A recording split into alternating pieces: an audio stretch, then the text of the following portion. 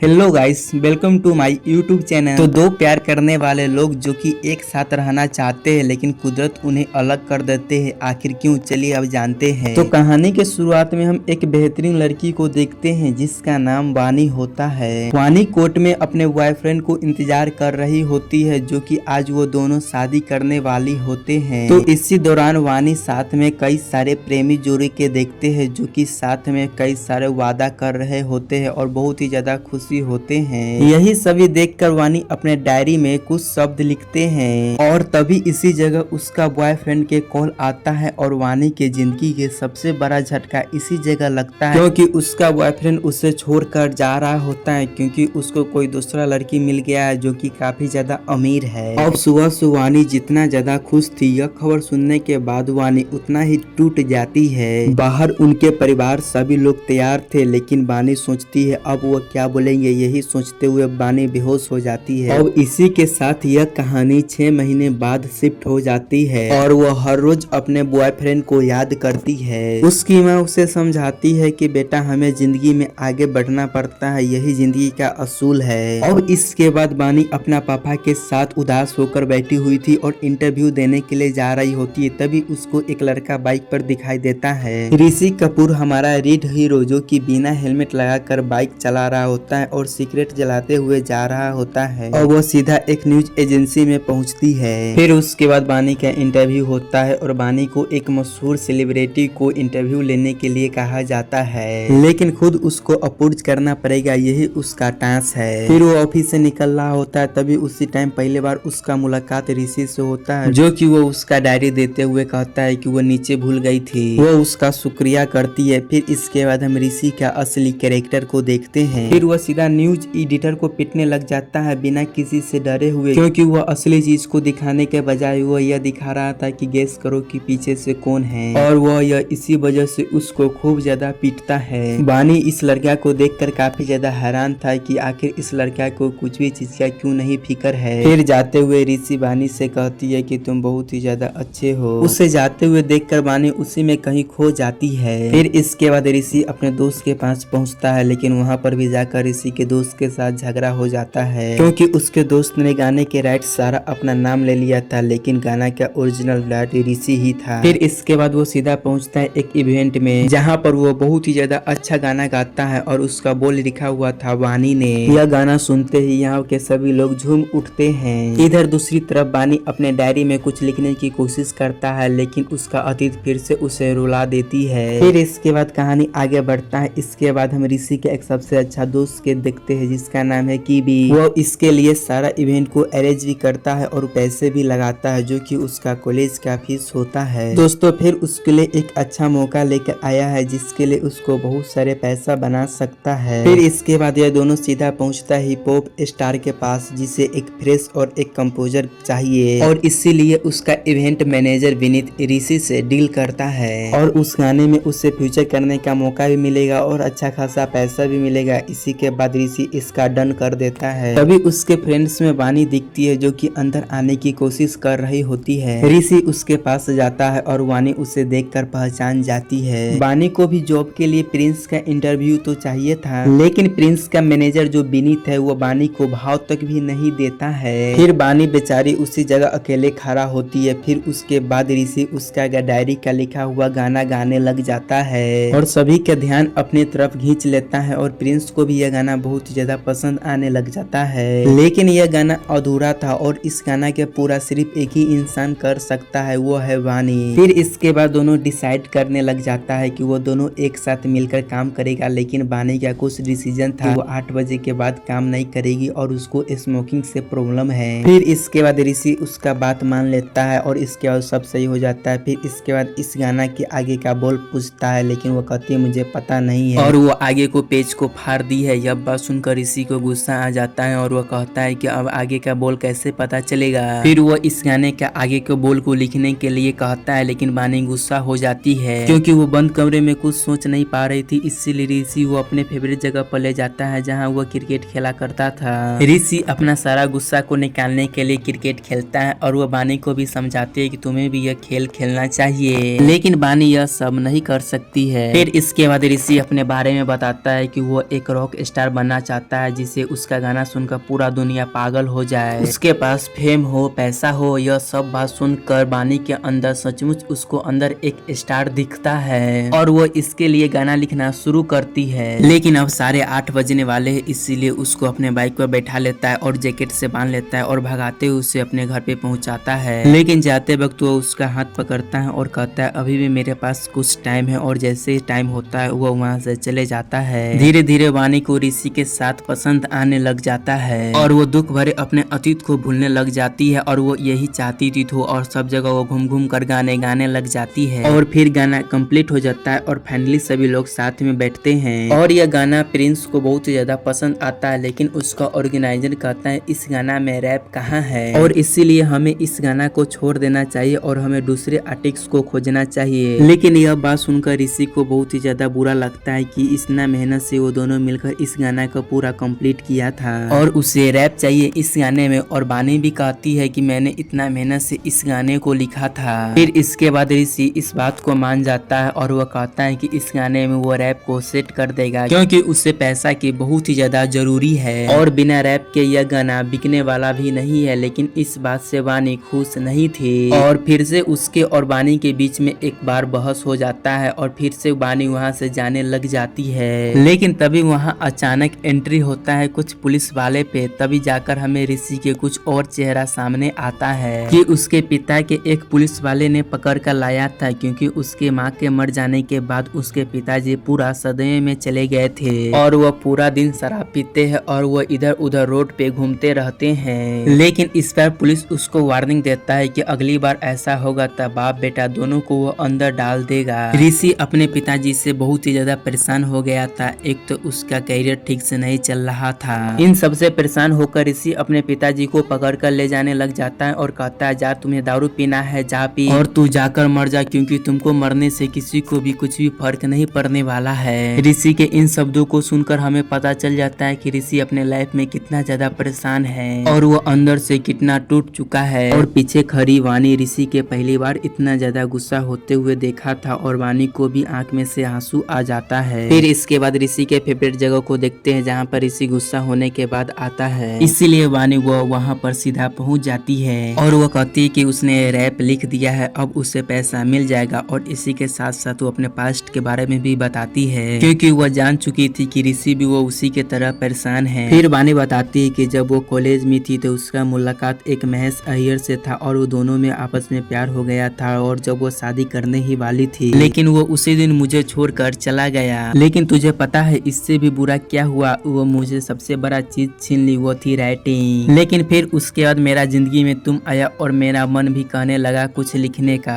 और इसी के साथ मैंने अपना दर्द को भूलने लग गया और हंसने भी लग गया और इस चीज में तुमने मुझे बहुत ही ज्यादा मदद किया और मैं भी चाहने लगता हूँ कि अब तुम भी हंसने लग जाओ। लेकिन तुम यह सब नहीं चाहते हो तो मैं यहाँ से जा रही हूँ। यह बोलकर वो जाने लग जाती है। तभी पीछे से आवाज आता है वानी मेरी मदद करो। फिर अगले सीन में हम ऋषि को पिता को देखते हैं जो कि शराब पी कर एक वार में बैठे हुए थे और उनका पैसा खत्म हो गया था, इसीलिए वार के मालिक उनसे उसका पर्स छीन लेता है। लेकिन जैसे वो उनका पर्स लेता है वो पागल हो जाते हैं। लेकिन तभी उसी जगह ऋषि आता है और उनको संभालते हैं और इस बार वो मालिक को पैसे देकर पर्स को वापस लेता है। फिर हम जानते हैं कि वो पर्स को लेकर इतना ज्यादा परेशान क्यों थे, क्योंकि उस पर्स में उनका परिवार का फोटो था। अब ऋषि भी जान चुका था कि वो अपने पिताजी से कितना ज्यादा परेशान हो गया था, इसीलिए ऋषि उनको रिहाब सेंटर में ले जाता है। लेकिन वहाँ के फीस बहुत ही ज्यादा है, लेकिन इतने पैसे तो उसके पास है नहीं। लेकिन इतना पैसा उसको एक ही आदमी दे सकता है, वो है विनीत। फिर विनीत भी उसको पैसा देने के लिए मान जाता है। लेकिन विनीत का भी एक शर्त था कि प्रिंस के गाने पर उसका एक भी नाम नहीं होगा।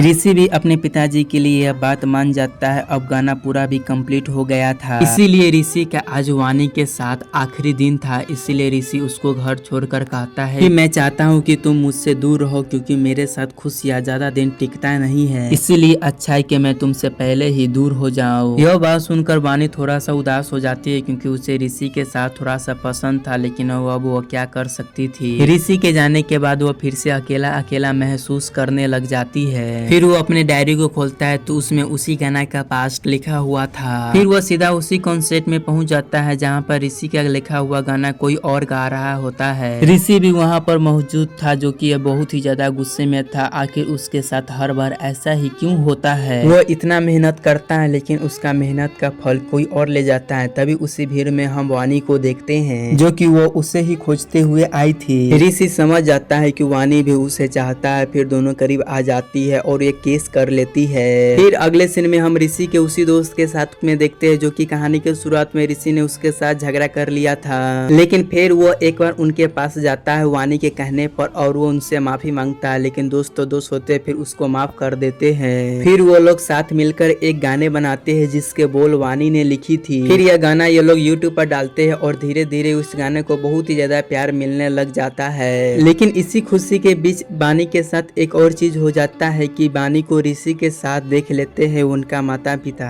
और ऋषि को सिगरेट पीते हुए भी देख लेता है। फिर इसके बाद वानी की माँ उसे समझाने लग जाती है वानी को कि वो लड़का तुम्हारे लिए सही नहीं है, क्या तुम पहले अतीत को भूल गई हो क्या। यह बात सुनते हुए वानी उस जगह बेहोश हो जाती है। फिर उसे होश आता है तो वो हॉस्पिटल में पाता है और वहाँ पर वो ऋषि भी मौजूद था।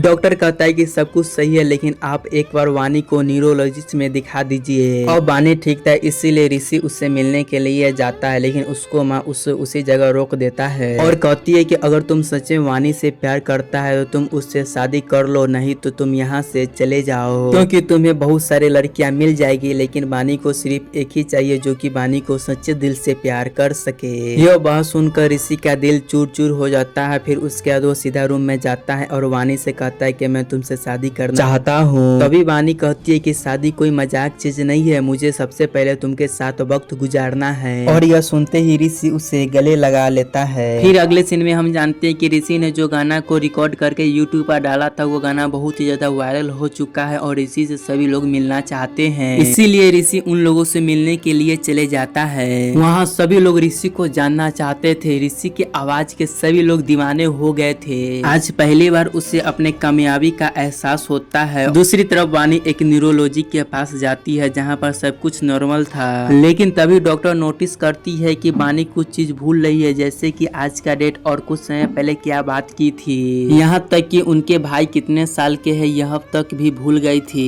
यह सब देखते हुए डॉक्टर को समझने में देर नहीं लगता है कि वानी को क्या बीमारी है। दोस्तों, इसको एल्जाइमर नाम की एक बीमारी है जिसमें इंसान धीरे धीरे कर सब कुछ भूल जाते हैं। यह बीमारी लोगों को अक्सर बुढ़ापे में होता है, लेकिन वानी को तो जवानी में ही हो गया। डॉक्टर उससे बताते हैं कि धीरे धीरे तुम अपना नाम और पूरा परिवार के नाम भी भूल जाओगे। यह बात सुनकर वानी बहुत ही ज्यादा टेंशन में हो जाती है। अभी तो उसका जिंदगी पटरी पर आया ही था, लेकिन इस गंभीर बीमारी से अब वो क्या करेगा उसे कुछ समझ नहीं आता है। लेकिन अभी वो इस बीमारी के बारे में वो किसी को कुछ नहीं बताती है। तभी उसी रात ऋषि उससे मिलने के लिए आता है और बताता है कि कैसे ये गाना सबको दिल पर राज कर रहा है। वानी भी ऋषि के अपने बीमारी के बारे में बताना चाहती थी, लेकिन उसे इतना खुश देखकर वो नहीं बताती है। वो नहीं चाहती थी कि ऋषि उसको लेकर बहुत ही ज्यादा परेशान हो जाए। उसके आंखों में आंसू झलक रहा है और उसका मुंह भी छिले हुए है। फिर ऋषि उसको लेकर कार पर चढ़ जाता है और चिल्ला चिल्ला कर कहने लग जाता है कि मैं तुमसे प्यार करता हूँ और हमेशा हमेशा के लिए करता रहूंगा। अगले सीन में हम वानी को ऑफिस में देखते हैं जहाँ पर उसका मुलाकात उसी का एक्स से होता है। महेश अय्यर उसे देखते ही वानी को अपना कल याद आ जाता है जो कि उसको हमेशा दर्द देता है। अब इधर ऋषि के पॉपुलैरिटी बढ़ते जा रहा है। अब ऋषि को दूसरे शहर में जाना है शो करने के लिए, मतलब कि वानी से दूर जा रहा है। वानी बैग को पैक करने लग जाती है। फिर से वानी उसी बैग को पैक करने लग जाती है। यह सब वानी के बीमारी के वजह से हो रहा है, लेकिन ऋषि के कुछ समझ नहीं आ रहा था कि यह सब क्या हो रहा है। फिर वो वानी से पूछता है भी कि वानी सब कुछ ठीक है ना, लेकिन वानी उससे झूठ बोलता है कि हाँ ठीक है। लेकिन जाते वक्त ऋषि को अच्छा नहीं लग रहा था। वो वानी को देखकर भाप लेता है कि कुछ तो गड़बड़ है और इसीलिए वो जाते समय फिर से वानी से पूछता है वानी सब कुछ सही है ना, कुछ हुआ है तो बता दो। लेकिन वानी तब पर भी कहता है कुछ नहीं हुआ है। फिर यहाँ से वानी अपना ऑफिस में चले जाती है और फिर से वानी का मुलाकात महेश से होता है और वो फिर से वानी के करीब आने की पूरा कोशिश कर रहा है। और वानी तो अभी स्टेज में, इसीलिए वो सब कुछ को जल्दी से भूल रही है। एक पल के लिए वो भूल जाती है कि वो अभी भी ऋषि से प्यार करती है और अभी भी वो महेश के साथ ही है। और तभी महेश इसी का फायदा उठाने लग जाता है और उसे छूने भी लग जाता है। लेकिन तभी अचानक से वानी को सब कुछ याद आ जाता है। तभी वानी जोर से चिल्लाती है और तभी वहाँ पर सभी लोग जमा हो जाते हैं और महेश की गर्लफ्रेंड भी यहाँ पर चली आती है। और तभी महेश उसको